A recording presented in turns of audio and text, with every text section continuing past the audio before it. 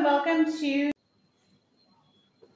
good afternoon or evening, depending on which coast of the country you are on. This is Angel Petit. I am the policy manager with Foster Club, one of the managing partners of the National Foster Care Youth and Alumni Policy Council. And we want to welcome you officially to our webinar this evening. And so we've received, before we begin, I want to just address, we've received a few questions regarding the handouts. It seems that there's a challenge accessing them using the GoToWebinar control panel. And so if you would like to follow along with these handouts, it's not necessary, but if it's how you operate, you can go to nationalpolicycouncil.org and both of the prevention documents will be available there. The Children's Bureau guidance that we will be referencing, we can send out the link following the webinar.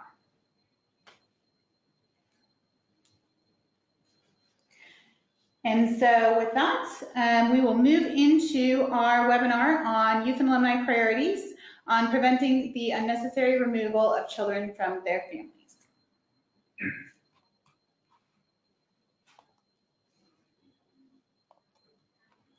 And so just a few tips about how to use the GoToWebinar platform if you're not familiar with it. In this orange button over here on the top, you can open and close your control panel. That is where you can see, test your audio. You can change from phone to computer audio. You can also ask questions. And you can access the handouts, but that doesn't seem to be working at this time. So we will send out the handouts following the webinar presentation. And if you would like to follow along on the 2 prevention priorities, you can go to nationalpolicycouncil.org, and the top 2 priorities will be prevention, and we will tell you which one we're referencing. And so, as I mentioned, you can submit questions through the panel should be usually on the right of your screen, and today's presentation will be recorded.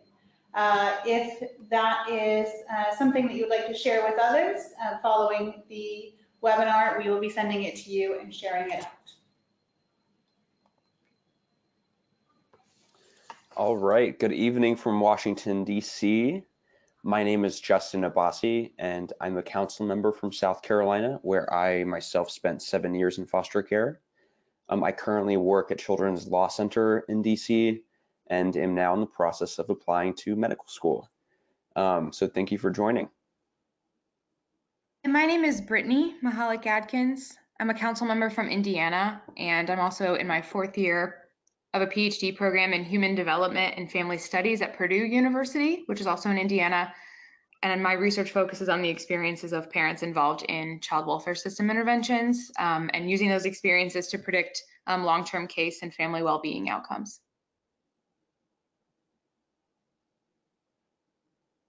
Great. So here's a brief agenda of our webinar this afternoon. Angel from Foster Club, who you heard from at first, will start us off with an overview about the council. Brittany and I will then review a previous resource that the council released about preventing entry and re-entry into the child welfare system. We'll also discuss a new resource that the council released with Family First in mind about prevention, and then we'll leave some time for questions and discussion. Our new resource that I mentioned that we released this year includes 5 priority areas that we will review. And in doing so, we'll also include perspectives from current and former foster youth about each priority and also discuss opportunities for you to engage with our recommendations.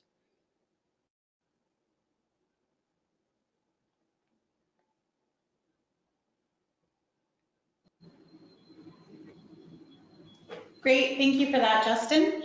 And so we wanted to, for folks who may not be familiar, we wanted to provide a quick introduction to the Policy Council.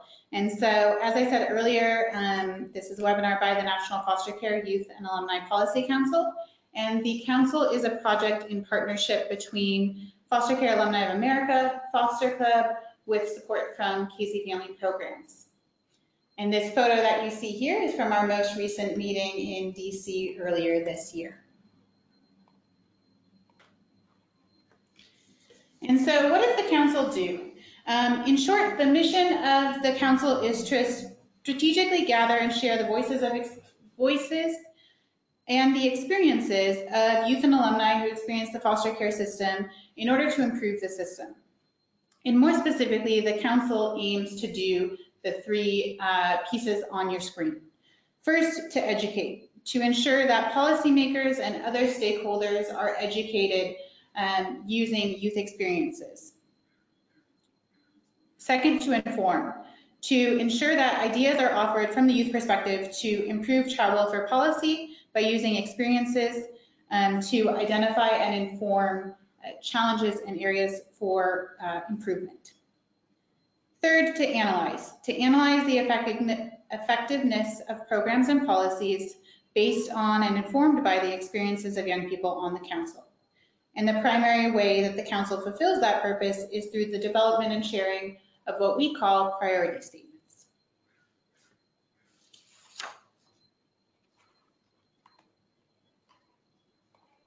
And so before I move into the priority statements, I just want to take a moment and share. Currently, the council is comprised of 19 members from across the country and representative of each of the regions within the nation. And so the priority development process is one of the core ways that council members share perspectives. And so we wanted to share just a little bit of insight into how that process operates. And so as you can see, the first step of this priority process is for council members to come together and convene, decide the topics that they are interested in, looking towards opportunities for change or improvement within the system.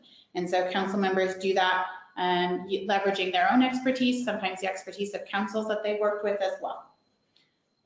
The second step is for members to meet and once they've determined a topic, to meet and really dive into that topic and to understand the ways in which their lives and the lives of their peers have been impacted by the topic and opportunities or ideas for potential improvements. As the middle step, the council will often distribute polls and surveys to other young people who are currently in the foster care system or young people who have exited the system to learn more about the topic they've selected and the impact that it had on young people's experience. Fourth, members will take the results from the survey and the poll and incorporate it into the priority statement. So addressing where there are themes that were elevated through the poll or highlighting particular youth voice. And the final step is to draft the priority statement, which is then shared with the Federal Health and Human Services Administration for Children, Youth, and Families, as well as other federal agencies, policymakers, and child welfare stakeholders with influence on the topic selected by the statement.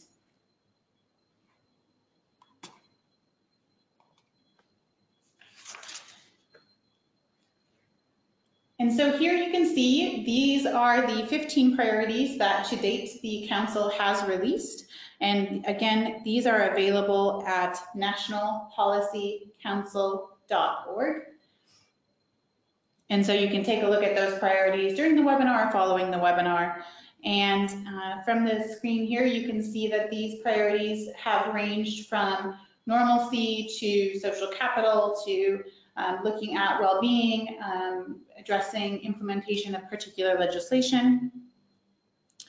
And these priorities are, like we said, often used to educate and inform policymakers and are often distributed to the larger stakeholder field through presentations or webinars such as this.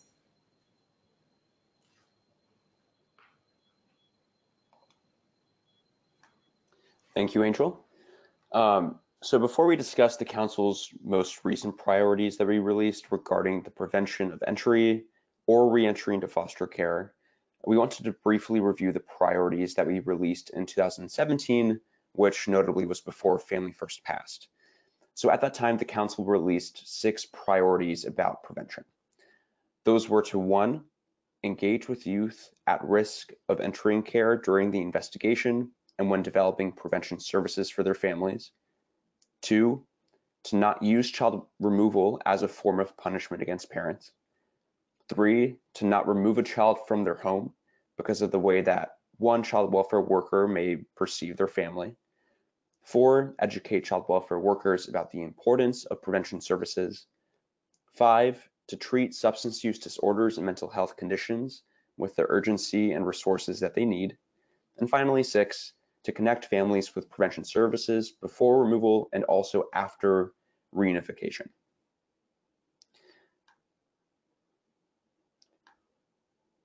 Which brings us to the next slide.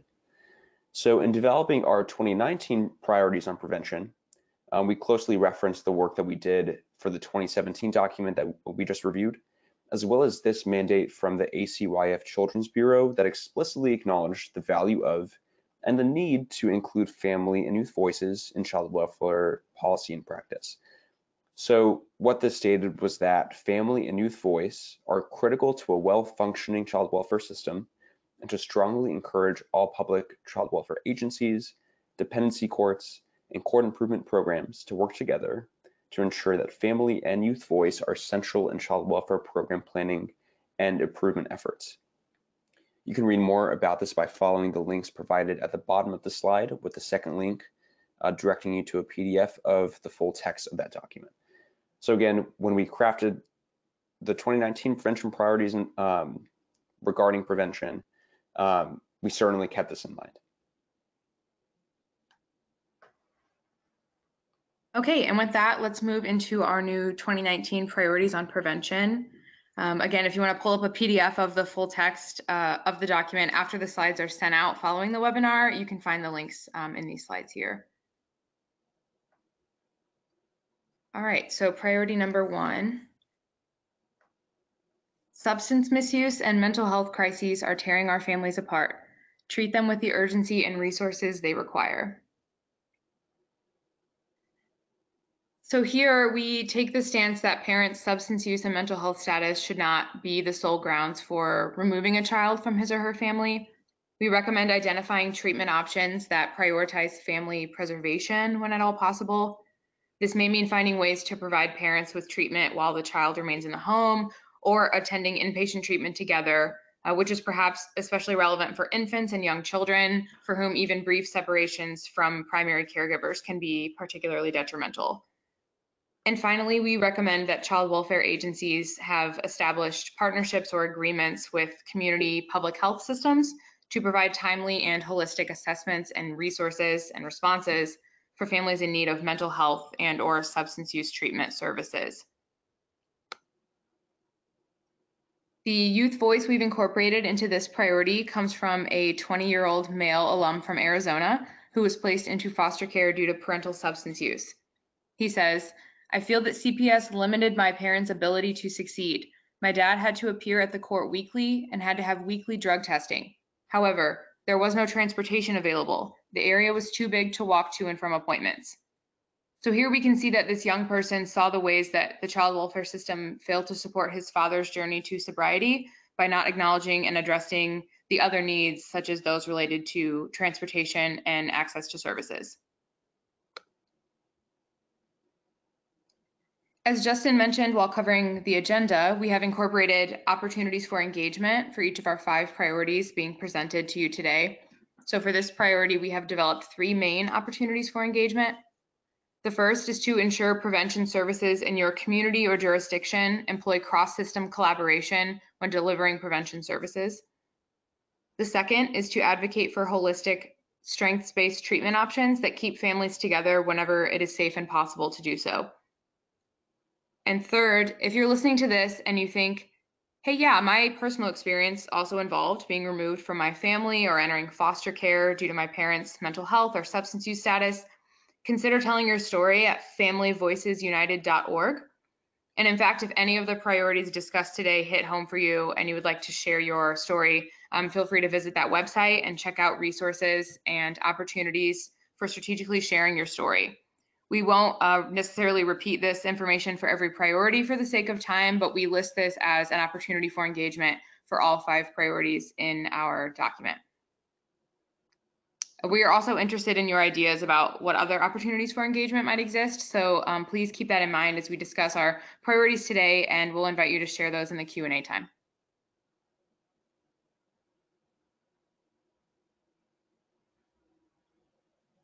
Great. So that brings us to our second priority, which is to connect our families to services even after we've been reunified with our family.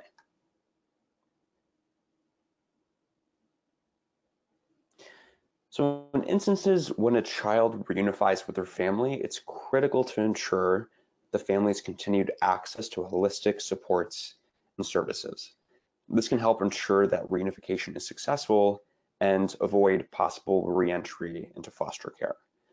Now, one thing to keep in mind here with Family First is that it allows the use of Title IV-B funds for 15 months of family reunification services, beginning the date that the child exits foster care.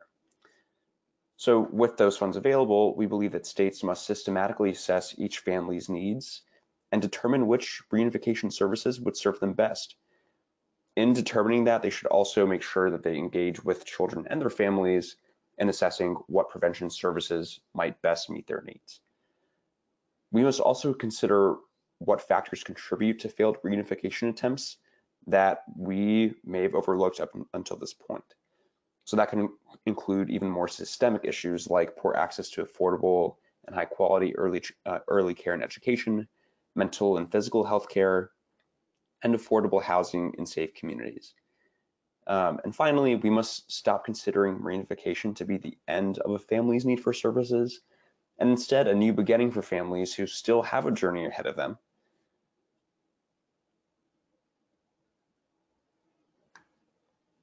Now, a former foster youth from Iowa shared his experiences with inadequate reunification services. Cody states, "We weren't prepared to come home. My mom had been working on herself and was ready to be a mom, but I wasn't ready for that. That transition could have been easier if I had been prepared for that." This shows that if the child welfare system wants to successfully reunify youth with their caregivers, it has to consider what needs both the youth and their caregivers may have even after that reunification takes place.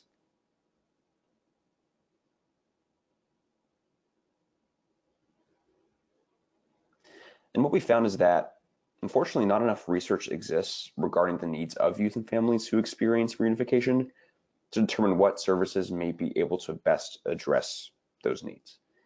And to that end, we ask you all to, one, advocate for increased research into the effectiveness of different family reunification service interventions, and to also advocate for increased data collection to determine what percentage of reunified youth receive family reunification services and their relative success rates. Also, as Brittany mentioned earlier, if your experiences include family reunification, you can also share them at familyvoicesunited.org.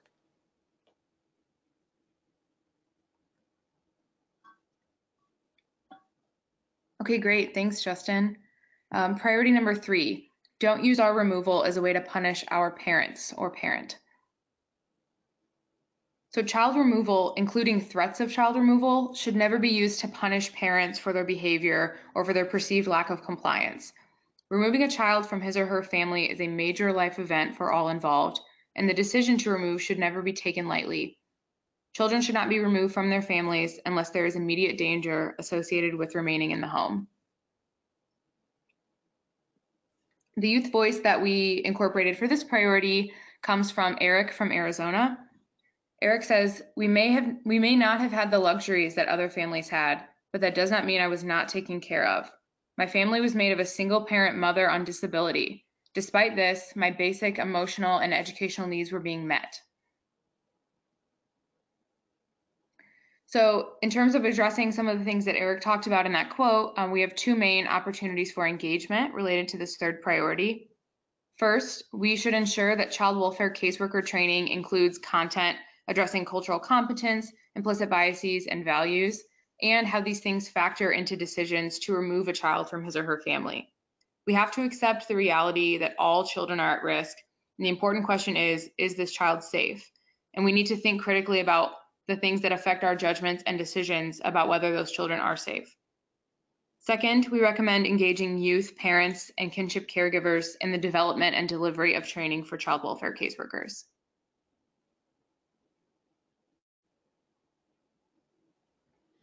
All right, and that brings us to our fourth priority, which is to explore the multitude of reasons why youth are aging out of adoptions and to look at how that can be prevented.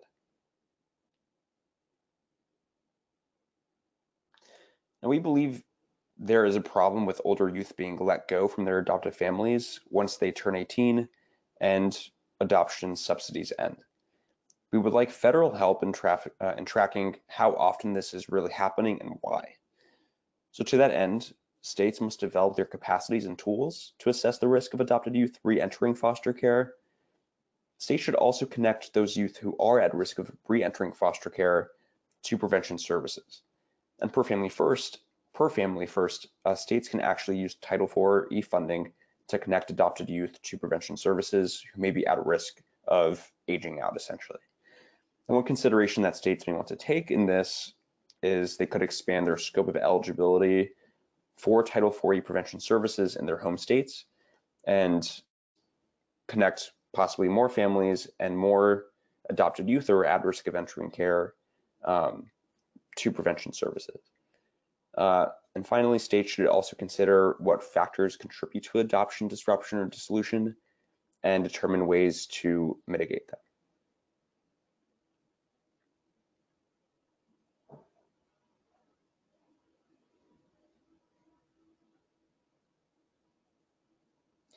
So here we have the perspective of Latasha from North Carolina about this issue. Latasha states, "If I had received services as a young adult who had been adopted, I believe it would have allowed me to have a smoother transition into adulthood. Post-adoptive services are key to ensuring that young adults who have experienced failed adoptions have equal opportunity to receive services that would address their educational, financial, housing, and personal needs."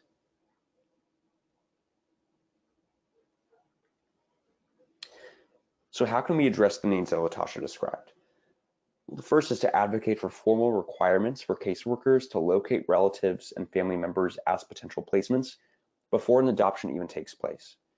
We believe that this could result in possibly greater stability, given that this would be pairing someone with a relative who they're already familiar with and may share cultural ties with as well.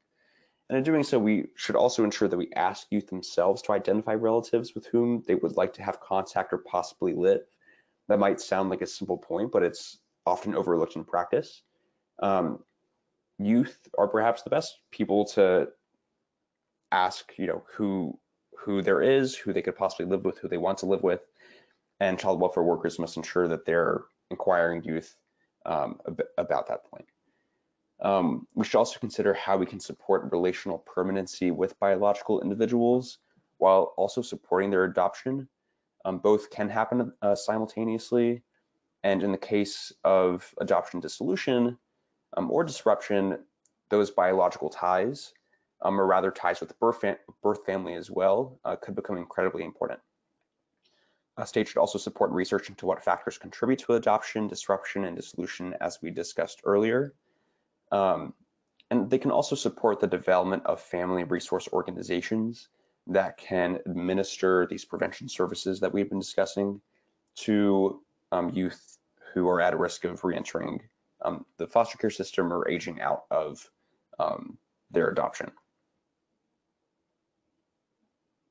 Great, thanks.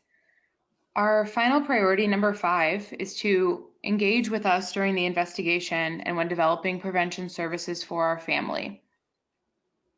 So this kind of overlaps with some of what Justin just talked about for priority number 4, but young people have valuable information. We are the experts at what's going on in our lives and what's going on in our families. So whenever possible, professionals should incorporate youth input when developing service plans and responses. Our survey found that only 41% of youth reported having been included in the process that led to their placement into foster care. This means that far more than half were not included in that process. Relatedly, professionals should ask youth about other supportive adults in their lives that may serve as relative placements and prevent the complete removal from the family. And in fact, we think that asking young people for information can actually make caseworkers' jobs easier. We know that they are busy, and we also know that we have information they could use to help our family more quickly and efficiently. The quote for this priority is actually from me. So it reads, "I had a large extended family when I was taken into care, so I was frustrated when I was placed and stuck in congregate care settings and non-relative foster homes for years. When I built connections with those family members as an adult, they would say things to me like, 'I wish I would have known,' or 'I would have taken you in.' And it broke my heart to think about all of the heartache and trauma that could have been avoided if my caseworkers would have asked me about my extended family instead of assuming I didn't have any." Under the opportunities for engagement for this priority, we list 1, to advocate for creating formal guidelines for engaging in age-appropriate dialogues with children and youth to explain what is happening, why it is happening, and what might happen next. 2, to develop a formal capacity for giving youth and parent voices a space in the formal discussions, court hearings, official documents, and so on that are being used to create a treatment plan and implement that plan and serve this family more generally. And finally, to advocate for a formal mechanism for youth to provide caseworkers with contact information for relatives who may be able to serve as placement or otherwise support us and our parents.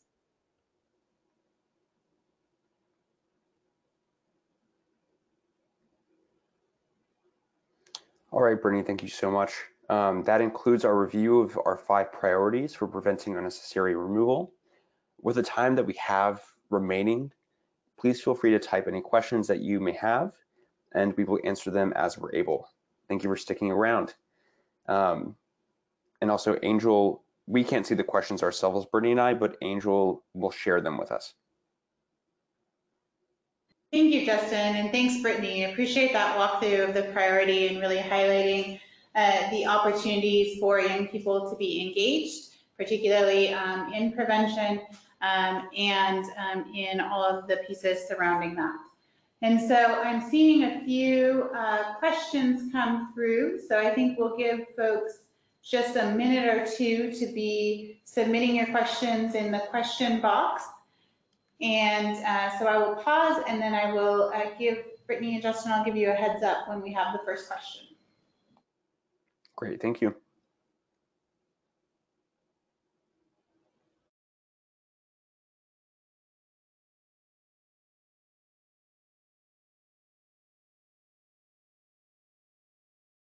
Okay, so our first question I am going to turn over to you first, Brittany, is what do we do if courts believe that a child should enter care due to parental substance misuse? Well, I think the underlying spirit of that priority was just to kind of think about the options that are available to us instead of having the knee-jerk reaction of removing the child from that home or separating the parent and child during the treatment that the parent might undergo for substance use. So again, options might include finding ways to make sure that the home is safe so that the child and parent can remain together while the parent undergoes treatment. So sometimes what that looks like in my limited experience is having maybe another family member that is willing to move in and kind of stay with the parent and child and kind of be this insider, but also a supervisor that kind of an additional support to the parent and child during that transition time. There are also, this is a newer concept, but there are starting to be programs that allow parents to attend inpatient substance use treatment and bring children with them. This tends to be something that's targeted at young children. But if it's entirely unavoidable that the parent and child are going to be separated, I think making sure that we're doing what we can to keep contact going between the parent and child is really important. And I know that for some substances, including like methamphetamine and fentanyl, we know that these are highly transferable. So that constitutes a risk to the child. But we also have the technology to do video conference visits, Skype, FaceTime, things like this, that I think maybe we're not utilizing to the full potential that we could be to, at the very least, make sure that there can be that ongoing parent-child contact It doesn't always need to be this complete separation between parents and children when substances are involved.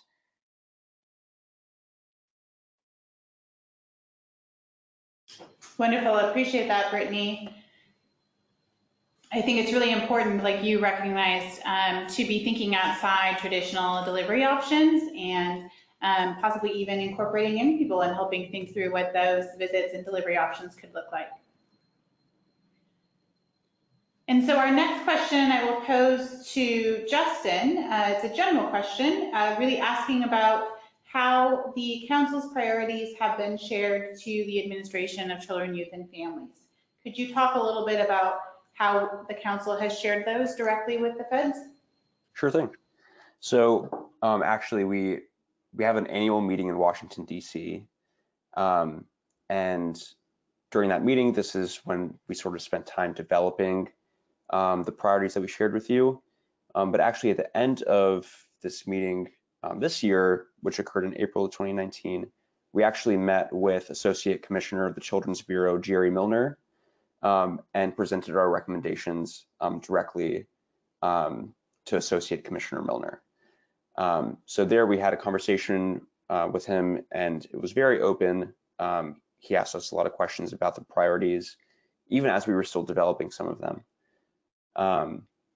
And that was, I guess, the main way that we've communicated it directly to the federal government, and I feel like that's about as direct as we could have really gotten. But I also know that the council members will present at different conferences and panels throughout the year, and although I'm not aware of specific presentations around the prevention priorities at this point, those may occur in the future. Great, thank you, Justin, appreciate that. And there's, again, the council priorities are available, the documents are available at nationalpolicycouncil.org. And so you can download them, circulate, and share with your colleagues as you find them valuable as well. And so the next question that we have is, I'm going to open up to Brittany to answer first, and then Justin, if you would like to add on, please feel free. The question is around what age a young person should be involved in developing service plans or case plans, particularly like some of the pieces that you all had mentioned earlier, whether that's a safety plan and pre-entry or during formal time in care. Yeah, that's a great question. I think this kind of goes back to our one of our points about establishing guidelines for age-appropriate conversations about these things. So, of course, the conversation will be different with someone who's 16, compared to someone who's 7 or 8. And I think, it may not always be the case that we can take the recommendation of, what a kid wants. I want to live with mom, or I want to live with grandma. So it may not always be the case that we can do exactly what the child is saying they want, but we can get information about those relationships. We can ask kids, I think very young children, tell me about grandma, tell me about, where do you spend Christmas, where do you go after school, what do you do on the weekends, like to kind of find out who these important adults are in this child's life that may be important to incorporate in the service planning process. And I think it's, again, I'm, not the expert that can develop this, but I think it is important to develop a resource that kind of outlines the differences in topics and delivery for children of different ages.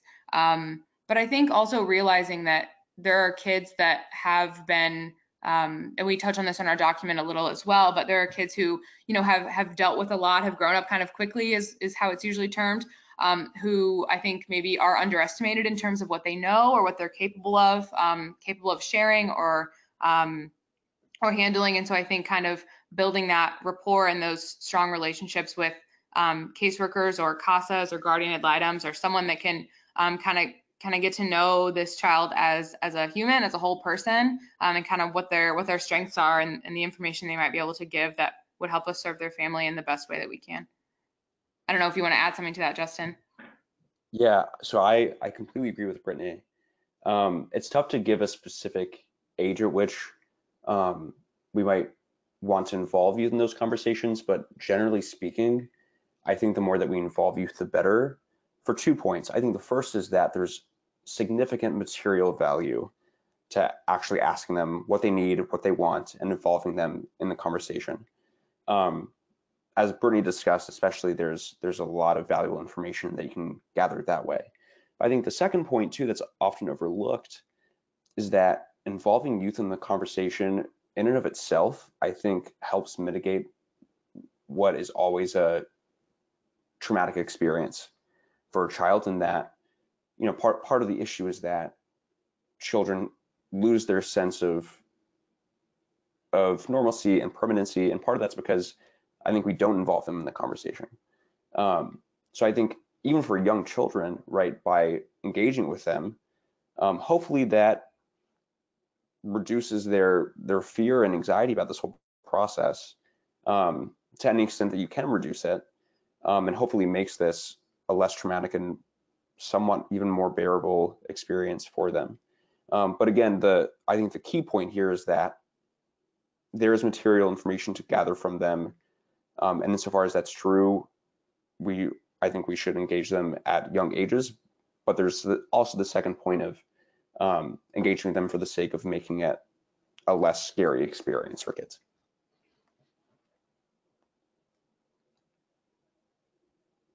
Wonderful. Thank you both for answering that question. And so our next question is a little bit related, and I will turn it to Justin first.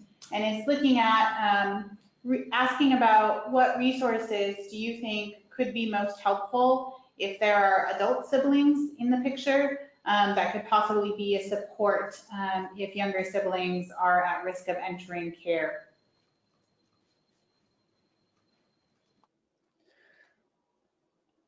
For this, I don't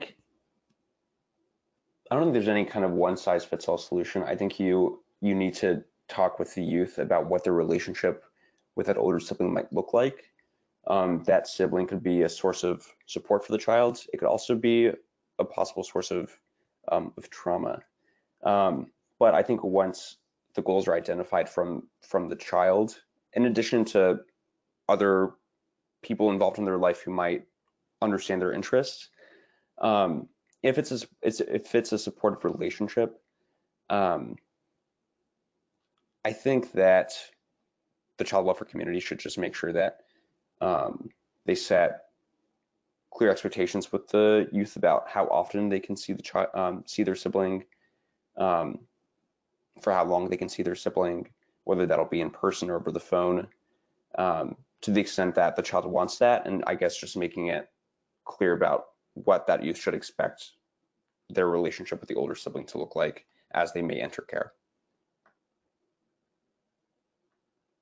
Yeah, that's good. I agree with Justin. I would also add that I think something that maybe seems like a silly point or seems, overly simple, but is just to make sure that we're circulating documents and resources that just explain some of the basic child welfare lingo, the acronyms, the terminology, kind of the process. Who do you call? I think sometimes, for parents, for youth, for family members, it can be really daunting. You hear that you have, what's the difference between, CPS, DCS, DCFS? I think people just kind of get confused or overwhelmed, or it seems daunting to try to navigate those waters. And so I know that Child Welfare Information Gateway has a couple of documents that are targeted at parents, but I think would also be useful to adult siblings for this example, just kind of going over again, terminology, but also the different roles. So who you're going to encounter, there's a judge, a guardian ad litem, maybe caseworkers, service providers, things like this, and just kind of explaining the roles of the folks you might encounter, and kind of how the process works, what the different hearings are. So, the different hearings, a permanency hearing versus a review hearing, things like that, just kind of arming people with the information they need to come to the table. I think it sounds simple, but I think can be a really big thing.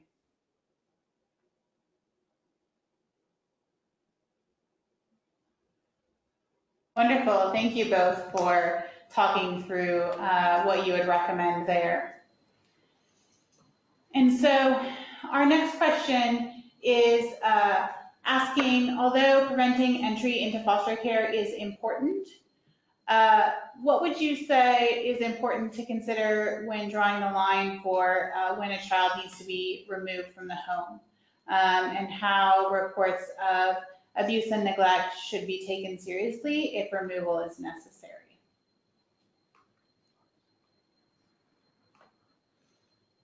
And I will turn that to Brittany first, if you would like to lead us off. Yeah, thanks. That's a great question. And a question that I get a lot because I tend to do research and work related to like parent advocacy, and so it's usually one of the first questions is, okay, but what do we do when this really needs to be a situation where we are removing?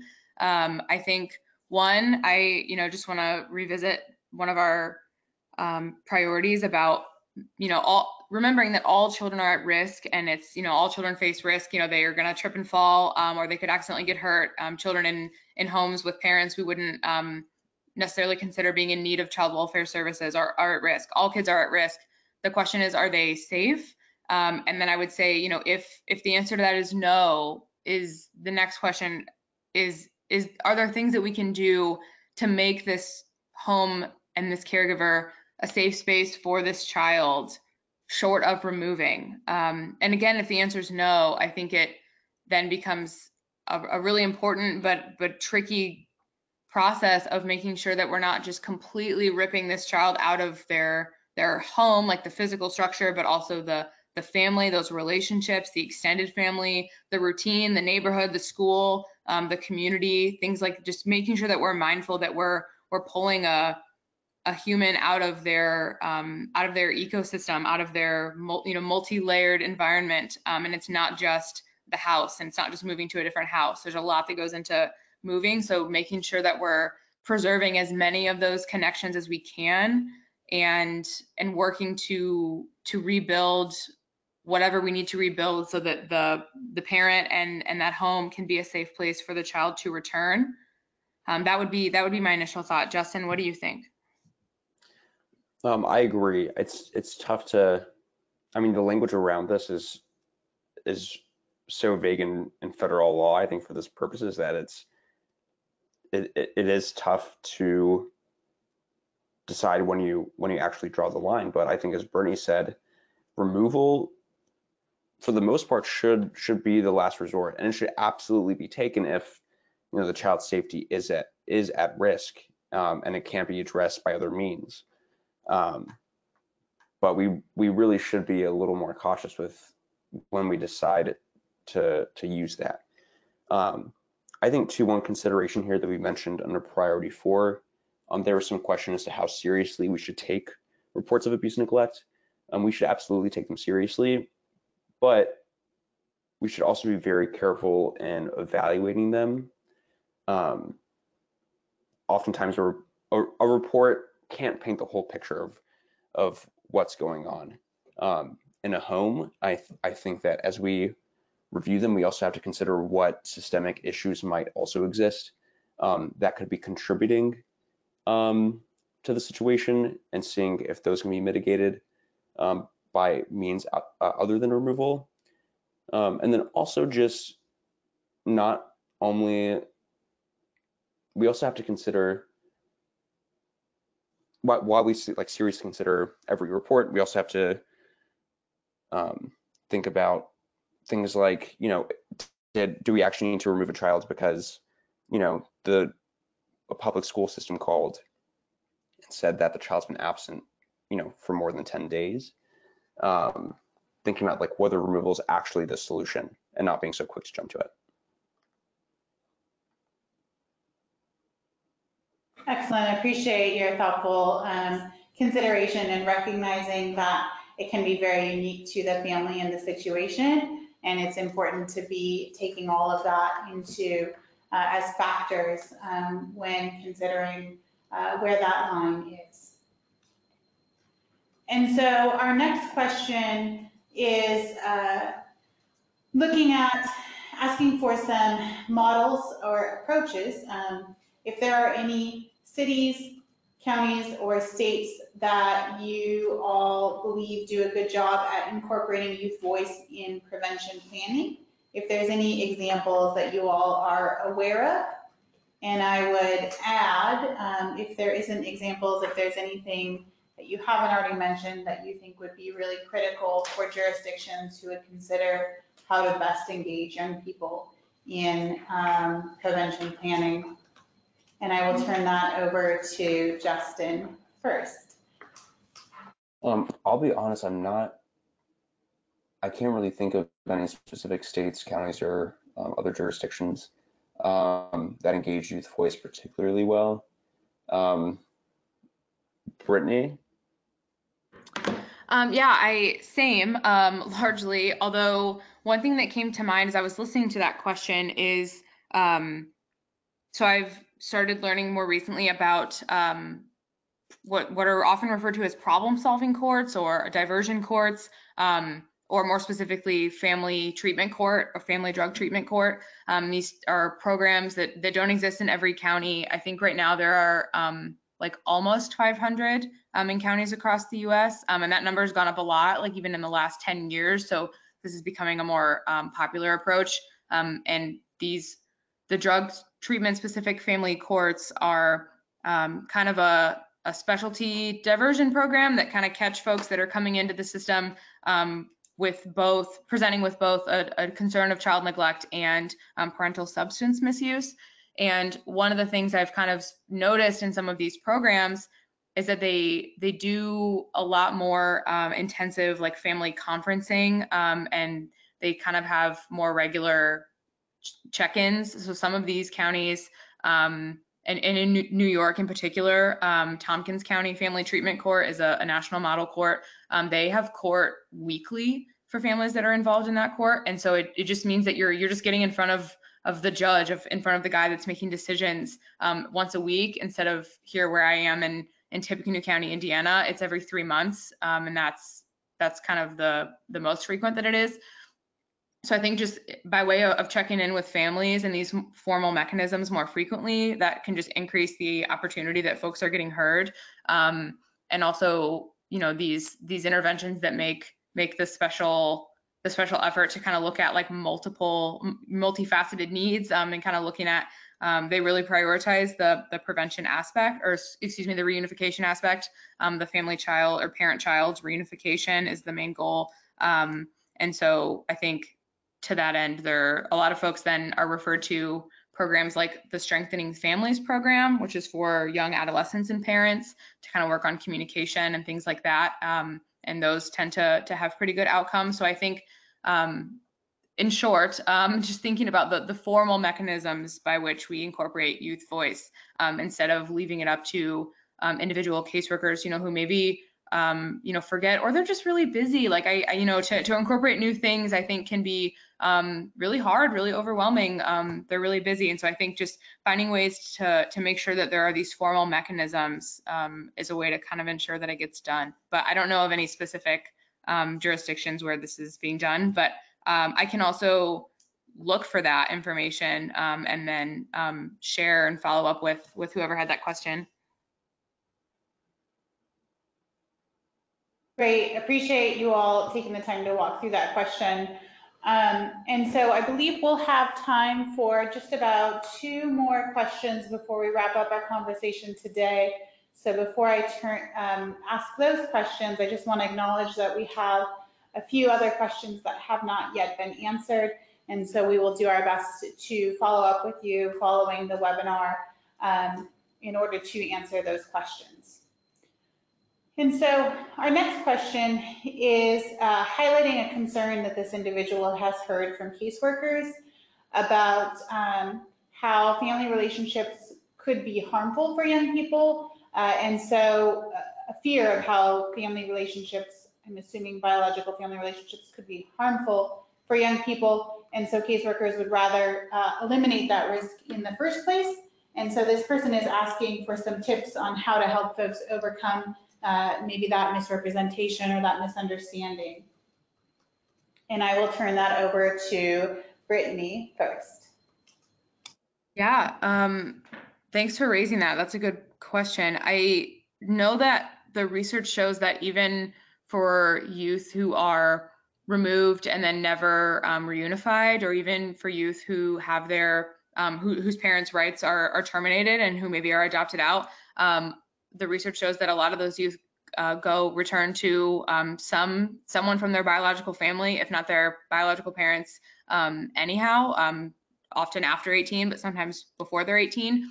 And so I think we kind of have to operate under the assumption that this is going to happen. And so what can we do to make those relationships the best that they can be, the healthiest that they can be? And I think this kind of goes to the point of post-reunification services, not considering the exit from the formal child welfare system as the end of a family's journey, but kind of the beginning of the next part of it. And just recognizing that these are deeply ingrained, like socially, biologically ingrained ties and connections, and it is again really common that young people are going to seek out those relationships, and also I think it's important to remember that parents or family members or whoever the concern is about, folks are not the same, year to year, decade to decade, and so it may be the case that older brother or aunt or whoever isn't viewed as a positive relationship in this youth's life by the caseworker right now, but in 3 years or 5 years, that relationship can look really different. And so quite frankly, I don't think we have the right to permanently attempt to cut off those relationships, because we don't have to live that life. As caseworkers, we don't have to live that person's life after we've permanently changed their social structure. So I think just kind of keeping in mind like the ethics of it all, and the research that says that folks are probably going to return to their families in some capacity anyhow. And so our job is to think about how to make that safe and healthy experience when or if they choose to do that. I think Brittany put that beautifully. I completely agree. In terms of like tips for talking to caseworkers who may have that mindset, it's also worth mentioning that, as Brittany said, these familial relationships are so important. But we also have to consider the consequences of removal as well. It's not just, we might perceive these family relationships to be negative for the youth at this point. Even if that is the case, there also loom the consequences that are long-term and impact long-term health outcomes from removal in the first place. And like Brittany said, I think it's important to kind of reinforce a growth mindset when you can with caseworkers, and just remind them that not only can these relationships change over time, but we also have an opportunity to influence them right now ourselves by connecting the family to services to make sure that they can, serve this child the best way that they can within the home environment.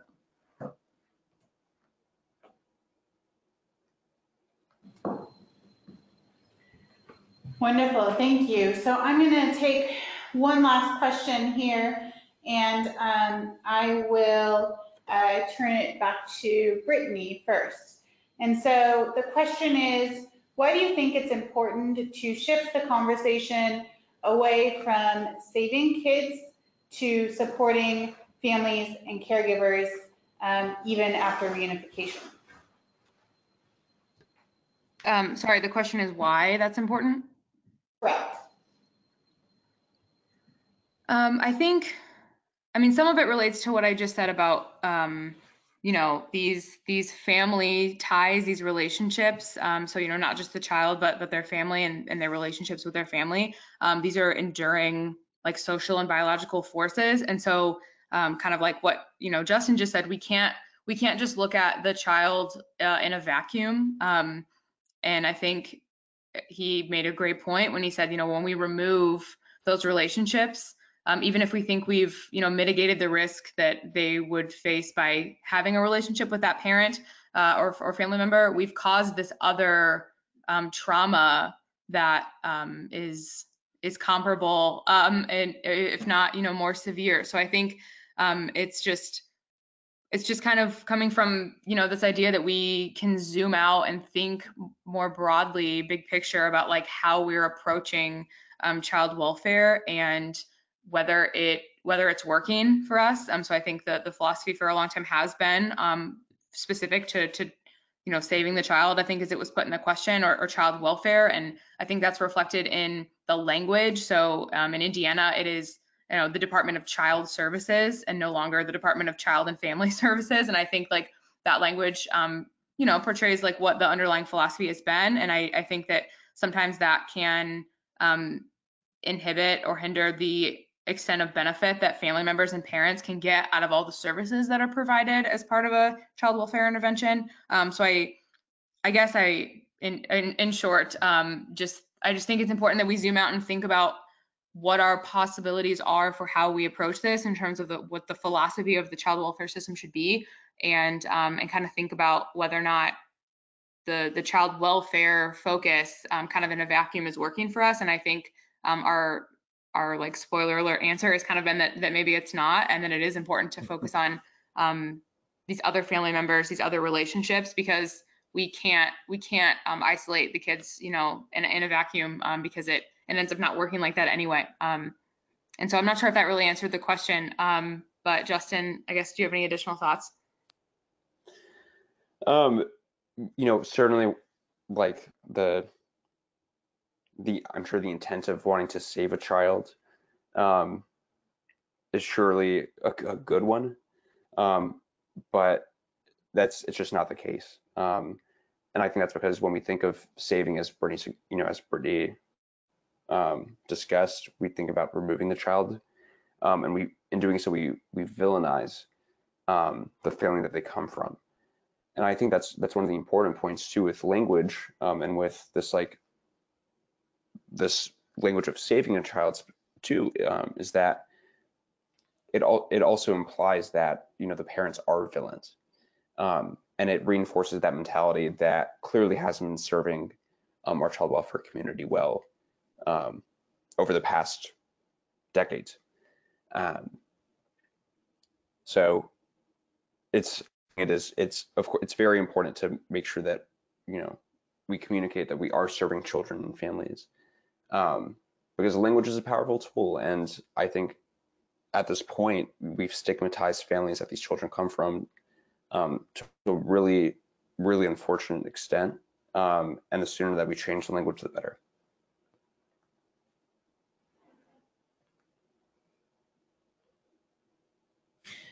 Great.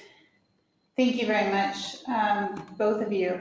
And so that, again, I know we didn't get to all of the questions, but we are at time. And so we'll turn it back to Justin and Brittany to close us out. Thank you so much.